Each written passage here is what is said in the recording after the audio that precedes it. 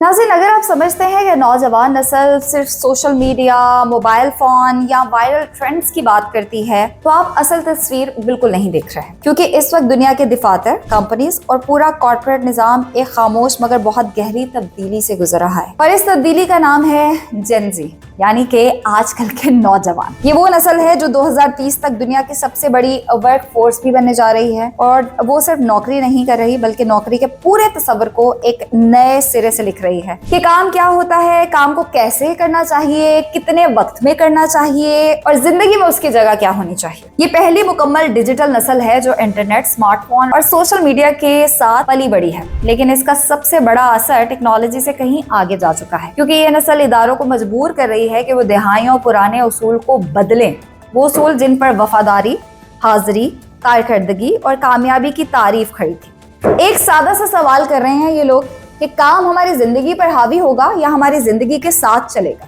नाज़रीन, जेन ज़ी कहती है कि ये फ्लेक्सिबिलिटी कोई सहूलत नहीं है बल्कि उनका बुनियादी हक है। इसकी एक छोटी सी मिसाल मैं आपको देती हूँ जो मेरे सामने हुई कि कुछ जेन ज़ी एम्प्लॉयज जो हैं वो कंपनी में आए, उन्होंने कहा कि ये जो सैलरी है जो कि जिस पे उन्होंने साइन किए, उसके बाद उनकी फरमाइशें ये थी कि ये वो सैलरी है जो मैं घर से उठ के यहाँ पे आ रहा हूँ या आ रही हूँ उसकी दे रहे हैं। अब आपने मुझसे काम करवाने इसके लिए अलग से कॉन्ट्रैक्ट करें, मतलब के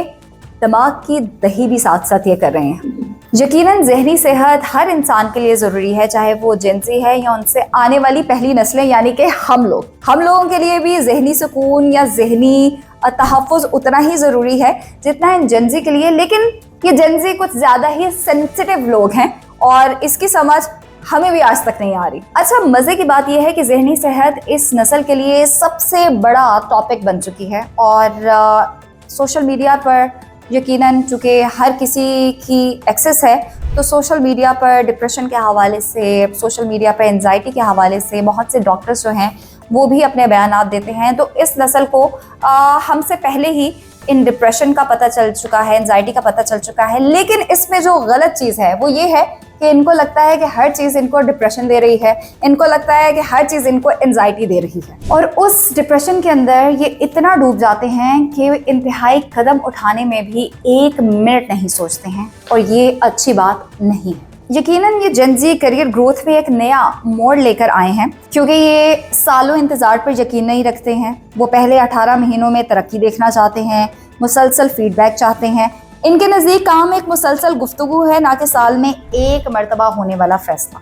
वो चाहती है कि टेक्नोलॉजी ताल्लुक को बेहतर बनाए, ख़त्म ना किया जाए। इसलिए आमने सामने बातचीत, एतमाद, टीम कल्चर, इंसानी राब्ता उनके लिए उतने ही ज़रूरी हैं जितने के डिजिटल टूल्स। कई हद तक ये बात ठीक है, लेकिन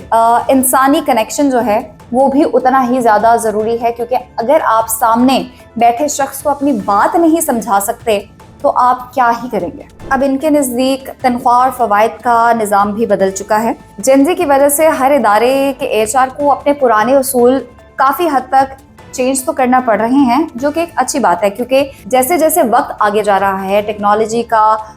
अमल दखल बहुत ज़्यादा हो रहा है। अगर हम भी इस नई टेक्नोलॉजी के साथ या नई जनरेशन के साथ काम नहीं करेंगे, उनको अडॉप्ट नहीं करेंगे, तो यकीनन वो फिर जनरेशनल गैप बन जाएगा जो कि हमसे पहले आने वाली नस्लों में था और हमें वो तंग करता था। तो यकीनन अगर हम इनके साथ वो रवैया अपनाएंगे जो हमारे बड़ों ने हमारे साथ अपनाया, तो शायद एक जनरेशन गैप आ जाएगा जिसको हम बहुत अच्छी तरह से समझते हैं और हम वो ख़त्म करने की कोशिश भी कर रहे हैं।